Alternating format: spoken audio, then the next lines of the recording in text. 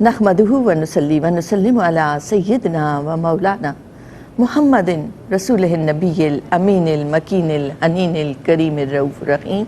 अम्मा बाद फ़अऊज़ु बिल्लाहि मिनश शैतानिर रजीम। बिस्मिल्लाहिर रहमानिर रहीम। इन्नल मुस्लिमीन वल मुस्लिमात वल मुमिनीन वल मुमिनात वल कानितीन वल कानितात सदक़ल्लाहु मौलानल अज़ीम। नाज़रीन, प्रोग्राम है हज़रत अस्मा रज़ियल्लाहु ताला अन्हा बिनते अबू बकर रज़ियल्लाहु ताला अन्हु। हम्दो सना है उस अल्लाह के लिए जो गायत दर्जा मेहरबान और हमेशा रहम फरमाने वाला, अपने बंदों से बेहद मोहब्बत करने वाला, बेहद्दो हिसाब नवाजने वाला, जिसकी अताओं का शुमार नहीं, जो कभी रुकती नहीं। दरूद व सलाम की बारिशें हों शम्सुद्दुहा बद्रुद्दुजा रसूल अकरम सल्लल्लाहु अलैहि वसल्लम पर, आपकी आल पर, आपके असहाब पर, आपके अहबाब और आपके उश्शाक पर। नाज़रीन कराम, आज हम जिस हस्ती के बारे में बात कर रहे हैं, हज़रत अस्मा रज़ियल्लाहु ताला अन्हा, उनकी शख्सियत पर निगाह डालें तो नबी करीम अलैहिस्सलातु वस्सलाम ने जो दीन अता किया, उस दीन की हिफाजत की उन तबकात ने जो उस वक्त नबी करीम अलैहिस्सलातु वस्सलाम के गिर्द मौजूद थे। हम इन तबकात पर निगाह डालें तो उनमें उम्महातुल मोमिनीन हैं, बिनाते तय्यबात हैं, खुलफाए राशिदीन हैं, सहाबाए कराम हैं और सहाबियात हैं। ये गुलशन मुस्तफ़ा के वो फूल हैं कि जिन्होंने अपनी जान से बढ़कर उस दीन की हिफाजत की और उस दीन को हम तक पहुँचाया। इन लोगों में से एक हस्ती हज़रत अस्मा रज़ियल्लाहु ताला अन्हा की है। फिर आप देखें तो अस्साबिकून अल अव्वलून का बड़ा मकाम है। अस्साबिकून अल अव्वलून हम उन लोगों को कहते हैं जो इस्लाम की इब्तदाई दावत पर जिन्होंने लब्बैक कहा और मुसलमान हुए। ये वो लोग हैं जिन्होंने मक्का पाक की ज़िंदगी में सऊबतों और मसाइब को सहा। उन साबिकून अल अव्वलून पर निगाह डालें तो हज़रत अस्मा रज़ियल्लाहु ताला का शुमार उनमें भी होता है। इस्लाम कबूल करने वालों में आपका नंबर 18वां मिलता है। गोया 17 अफराद आपसे पहले इस्लाम कबूल कर चुके थे और 18वें नंबर पर आप इस दौलत से बैराबार हुई। हज़रत अस्मा रज़ियल्लाहु ताला की घराने पर निगाह डालते हैं। नाज़रीन, हज़रत अस्मा वो हस्ती हैं कि जो आशिक रसूल यार गार सैयदना हज़रत अबू बकर सिद्दीक़ रज़ियल्लाहु ताला अन्हु की साहबजादी हैं। आपका ये एजाज़ है कि आप उम्मुल मोमिनीन सैयदा हज़रत आयशा सिद्दीक़ा रज़ियल्लाहु ताला अन्हा की बहन हैं। आप हज़रत अब्दुल्लाह बिन अबू बकर जैसे सखी और फयाज जलीलुल कद्र सहाबी की बहन हैं। आपकी शादी नबी करीम अलैहिस्सलातु वस्सलाम के फुफ्फुज़ाद हज़रत ज़ुबैर रज़ियल्लाहु ताला अन्हु से हुई और मुशरिकीन मक्का ने ये मशहूर कर रखा था कि मुसलमानों के यहाँ औलाद नरीना नहीं होगी। हिजरत जब आपने की, आपका शुमार महाजरीन में भी होता है। नाज़रीन, महाजरीन वो लोग हैं जिन्होंने सबसे पहले इस्लाम की खातिर अल्लाह और अल्लाह के रसूल की मोहब्बत से सरशार होकर अपना घर बार छोड़ा, अपना वतन छोड़ा, अपना मुल्क छोड़ा। और कुरान और अहादीस में इन महाजरीन की बड़ी फजीलत बयान हुई है। हज़रत अस्मा रज़ियल्लाहु ताला का शुमार भी उन महाजरीन में होता है। मुशरिकीन मक्का ने यह मशहूर कर रखा था कि हमने जादू कर दिया है और मुसलमानों के यहाँ औलाद नरीना नहीं होगी। हज़रत अस्मा रज़ियल्लाहु ताला अन्हा हमल की हालत में आप हिजरत कब फरमाती हैं और जब कुबा के मकाम पर पहुँचती हैं तो हज़रत अब्दुल्लाह बिन ज़ुबैर की विलादत होती है।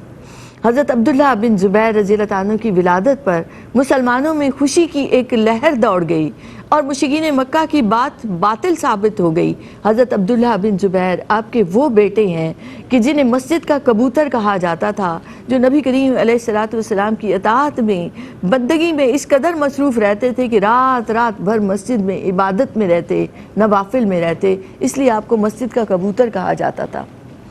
हज़रत अस्मा रज़ियल्लाहु ताला अन्हा एक बहादुर, बेबाक और जुर्रतमंद खातून है। आपका शुमार उन सहाबियात में होता है कि जिनका जिक्र, जिनकी सिफ़ात अल्लाह रब्बुल इज़्ज़त ने कुरान मजीद में बयान फरमाई। सूरतुल अहज़ाब और आयत नंबर 35, जिसमें अल्लाह रब्बुल इज़्ज़त ने इरशाद फरमाया, जिस आयत मुबारका से मैंने आगाज़ किया कि इन्नल मुस्लिमीन वल मुस्लिमात वल मोमिनीन वल मोमिनात वल कानितीन वल कानितात, कि बेशक वो मुसलमान मर्द, मुसलमान औरतें, मोमिन मर्द, मोमिन औरतें, قانتین والقانتات، وہ اطاعت اور فرما بردار مرد، وہ اطاعت اور فرما بردار خواتین، یہ ان لوگوں کا ذکر آتا ہے کہ جو صحابیات میں شمار ہوتی ہیں، جن کی صفات کو اللہ رب العزت نے قرآن مجید میں بیان فرمایا، ان کے اسلام کا ذکر کیا، ان کے ایمان کا ذکر کیا، ان کی اطاعت اور فرما برداری کا ذکر کیا، کس انداز سے خوشی و خضوع سے وہ اپنی نماز روزے مکمل کیا کرتے، نبی کریم علیہ السلام کا کہا مانا کرتے۔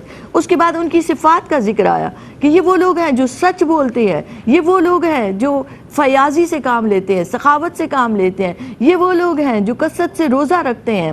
اور اللہ رب العزت نے فرمایا اس آیت مبارکہ کے آخر میں اعد اللہ لہم مغفرۃ واجرا عظیما، یہ وہ لوگ ہیں جن کے لیے اللہ نے بخشش کا وعدہ کر رکھا ہے۔ ان سے کوئی خطا بھی ہو جاتی ہے، بھول چوک سے یہ کوئی غلطی کر بیٹھتے ہیں تو اللہ رب العزت فرما رہا ہے کہ بخشش کا وعدہ ہے، واجرا عظیما، اور اجر عظیم کا وعدہ ہے۔ حضرت اسماء رضی اللہ تعالیٰ کی زندگی پر نگاہ ڈالیں تو اطاعت، فرما برداری آپ کی اس بندگی میں نظر آتی ہے، آپ کی اس عبادت میں نظر آتی ہے جسے آپ انتہائی خوشی و خضوع سے سر انجام دیا کرتی تھی۔ حضرت زبیر رضی اللہ تعالیٰ عنہ بیان فرماتے ہیں کہ ایک دن میں گھر میں آیا تو آپ حالت نماز میں، حالت قیام میں ہیں، آپ ایک آیت مبارکہ کی تلاوت فرما رہی ہیں جس میں اللہ رب العزت نے عذاب کا ذکر کیا، حساب کا ذکر کیا۔ حضرت اسماء رضی اللہ تعالیٰ اس آیت مبارکہ کو پڑھتی جاتی ہیں، تلاوت فرماتی جاتی ہیں اور روتی جاتی ہیں، آپ کی آنکھوں سے آنسو رواں ہیں۔ حضرت زبیر رضی اللہ تعالیٰ نے جب آپ کی یہ کیفیت اور یہ حالت دیکھی تو آپ گھر سے چلے گئے۔ آپ فرماتے ہیں کہ میں کافی دیر تک باہر مختلف امور میں مصروف رہا، جب کافی دیر کے بعد میں گھر واپس پلٹ کر آیا تو آپ ابھی تک اسی آیت مبارکہ کی تلاوت فرما رہی ہیں، اسی انداز سے حالت قیام میں ہیں اور آپ کو دنیا و مافیہ کی خبر نہیں۔ یہ ان لوگوں کی اطاعت اور فرما برداری ہے کہ جب اللہ کی بارگاہ میں حاضر ہوتے ہیں تو دنیا کو بھلا بیٹھتے ہیں۔ ایک مرتبہ جب کسی نے آپ سے پوچھا کہ صحابہ کرام کی کیا کیفیت اور کیا حالت ہوا کرتی تھی، اللہ رب العزت نے صحابہ کرام کا ذکر کیا قرآن مجید میں کہ وَإِذَا سَمِعُوا مَا أُنزِلَ إِلَى الرَّسُولِ تَرَىٰ أَعْيُنَهُمْ تَفِيضُ مِنَ الدَّمِّ، کہ جب ان کے سامنے قرآن مجید کی تلاوت کی جاتی وہ سنتے تو ان کی آنکھوں سے آنسو بہنے لگ جاتے اور ان کے بدن کے رونگٹے کھڑے ہو جاتے۔ حضرت اسماء رضی اللہ تعالیٰ عنہ نے فرمایا کہ صحابہ کی وہی کیفیت، وہی حالت ہوا کرتی تھی جو قرآن مجید نے بیان کی، اور جب آپ وہ کیفیت بیان فرما رہی تھی تو آپ پر خود بھی وہی حالت طاری تھی، آپ کی آنکھوں سے آنسو رواں تھے اور آپ کے بدن پر خشیت الہی کی ایک کیفیت طاری تھی۔ حضرت اسماء رضی اللہ تعالیٰ عنہ کی نسب پر نگاہ ڈالیں تو حضرت ابو بکر صدیق رضی اللہ عنہ کی چونکہ صاحبزادی ہیں اور حضرت ابو بکر صدیق رضی اللہ تعالیٰ عنہ کو یار غار ہونے کا شرف حاصل ہے۔ نبی کریم علیہ السلام مدینہ پاک میں ہجرت کا وہ واقعہ بہت مشہور ہے کہ جس میں حضرت ابو بکر صدیق رضی اللہ عنہ آپ کے ساتھ مکہ پاک سے نکلتے ہیں اور آپ دونوں 3 دن تک غار ثور میں مقیم ہوتے ہیں۔ یہ وہ لمحے تھے جب حضرت ابو بکر صدیق رضی اللہ عنہ کے گھرانے نے بے مثال قربانیوں کا مظاہرہ کیا۔ حضرت عبداللہ رضی اللہ تعالیٰ عنہ دن بھر مشرکین مکہ کی باتیں سنتے، مکہ پاک کا حال دریافت کرتے اور شام کو غار ثور میں جا کر آپ کو وہ احوال سنایا کرتے۔ عامر بن فہیرہ حضرت ابو بکر صدیق رضی اللہ تعالیٰ عنہ کے غلام، وہ بکریاں چراتے اور جب شام ہوتی تو بکریوں کو غار کی طرف ہانک دیا کرتے تاکہ حضرت ابو بکر صدیق رضی اللہ عنہ ان کا دودھ دو لیں۔ ایسے میں حضرت اسماء رضی اللہ تعالیٰ عنہ آپ کی ذمہ داری یہ تھی کہ آپ کھانا تیار کرتی اور شام تک آپ کو کھانا پہنچایا کرتی۔ ناظرین کرام ذرا تصور میں لائیں، وہ مکہ پاک کی وادی ہے، وہ غار ثور ہے۔ جو لوگ آج گئے ہیں وہ جانتے ہیں کہ تقریباً 2 گھنٹے کا سفر ہے ان پہاڑیوں پر غار ثور تک پہنچنے کا۔ حضرت اسماء رضی اللہ تعالیٰ ہر روز کھانا بناتی، ہر روز ان پہاڑی راستوں پر شام کے وقت جب اندھیرا چھا جاتا تو ان کی جرأت مندی دیکھیے کہ ایسے عالم میں وہ رات کو کھانا پہنچایا کرتی۔ اور جب نبی کریم علیہ السلام مدینہ پاک کی طرف جانے لگتے ہیں تو وہ کھانا وہ جو بنا کر لائی تھی، وہ جس توشہ دان میں تھا، جس برتن میں تھا، جس چمڑے کے تھیلے میں تھا، اس کا منہ باندھنے کے لیے کوئی چیز نہ ملی. آپ سواری پر سوار ہو رہے ہیں, آپ نے مدینہ پاک جانا ہے. حضرت اسماء رضی اللہ تعالیٰ عنہ انتہائی ذہین اور معاملہ فہم ہے. آپ نے دیکھا کہ توشہ دان کو باندھنے کے لیے کوئی چیز موجود نہیں, تو آپ نے فوری طور پر اپنا کمر بند کھولا. وہ کمر بند جسے خواتین عرب کی اپنی کمر پر باندھا کرتی تھیں, وہ کپڑا نما آپ سوچیں, اس کے 2 حصے کیے آپ نے, 2 ٹکڑے کیے. ایک ٹکڑے سے اس توشہ دان کو باندھا اور دوسرا کمر پر باندھا. یہ وہ لمحے تھے جب نبی کریم علیہ الصلوۃ والسلام نے حضرت اسماء رضی اللہ عنہا کو جنت کی خوشخبری سنائی. آپ نے فرمایا کہ جنت میں آپ 2 نطاقین کے ساتھ ہوں گے, اسی لیے آپ کا لقب پڑ گیا ذات النطاقین, اور آپ کو جنتی ہونے کی خوشخبری بھی مل گئی.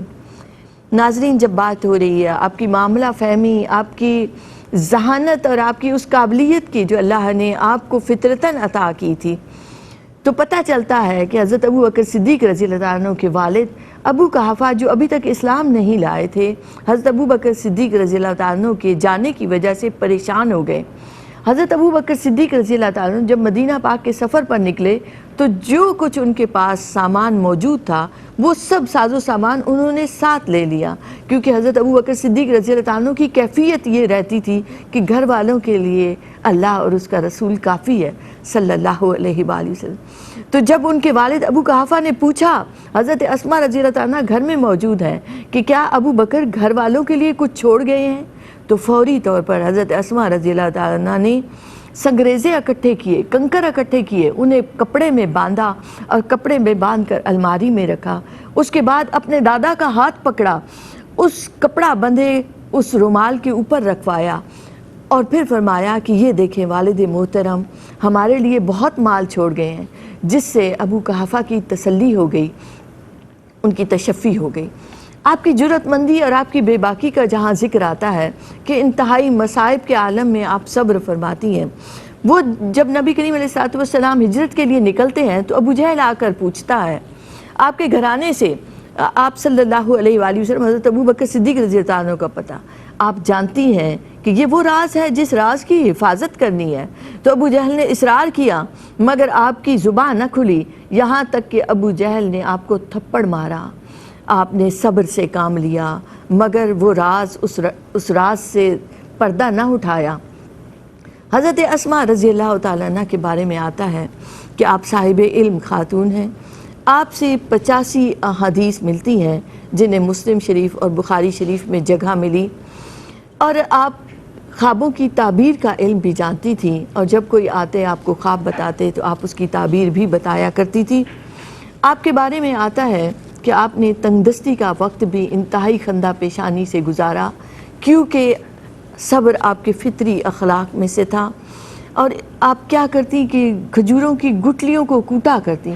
ناظرین, یہ آسان کام نہیں ہے, اسے جانوروں کی خوراک بنایا کرتی, کیونکہ تنگ دستی کا عالم تھا. نبی کریم علیہ الصلوۃ والسلام گزرے اور آپ کی اس مشقت کو دیکھا تو آپ سے فرمایا کہ اے اسماء اپنے ہاتھوں کو باندھنا نہیں ورنہ اللہ ہاتھ روک دے گا. اس کے بعد آپ کی سخاوت اور آپ کی فیاضی مشہور رہی کہ آپ کے پاس جو کچھ آتا آپ اللہ کی راہ میں دے دیا کرتی اور کبھی اپنے کل کے لیے نہ چھوڑا کرتی. کوئی آزمائش آ جاتی, کوئی پریشانی آ جاتی, یہاں تک کہ اگر آپ کے سر میں بھی درد ہوتا تو آپ فوراً اپنا محاسبہ کرتی, اپنے نفس کا محاسبہ کرتی کہ مجھ سے کوئی غلطی تو نہیں ہو گئی, اور پھر اور زیادہ رقت کے ساتھ توبہ کیا کرتی, استغفار کیا کرتی. اللہ رب العزت نے آپ کو خوبصورت ذہن عطا کیا تھا. آپ کی اسی قابلیت کی جھلک حضرت عبداللہ بن زبیر میں بھی نظر آتی ہے.